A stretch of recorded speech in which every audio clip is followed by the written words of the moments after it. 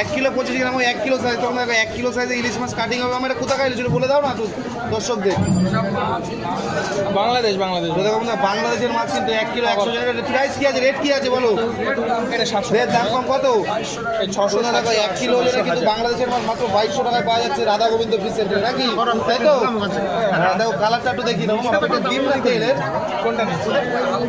এই দাঁড়া, এটা কেটে নিই। হালকা ডিম হতে পারে, কিন্তু বেশি না, কিন্তু হালকা হবে, তাই তো? তো তেলও আছে, দেখো এই যে মাছের তেল, আর ডিম আছে মনে হয় হালকা। তো এরকম মাছ খেতে গেলে আসতে হবে আপনার Bongaon new market Radha Gobinda fish centre, দেখে নাও। মামা সুন্দর করে মাছটা, কোনো ডিম নেই, তাই না?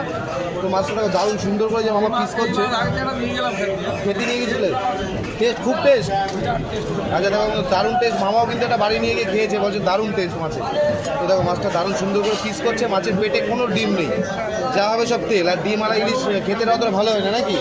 ডিম আলা ইলিশ যতটা খেতে না ভালো হয় না। মাছ একটু ডিম হলেও ভালো। এইসব 3 দিন আগে আনা, তাই তো? তোমরা দেখো এইসব 3 দিন আগে আনা। এটা হচ্ছে মাত্র 2200 টাকায় কিলো, Bongaon new market Radha Gobinda fish সেন্টারে। দেখো আচ্ছা, আজকেও এসছে মাছ। আজকে সব কীরকম সাইজের মাছ এসছে আজকে?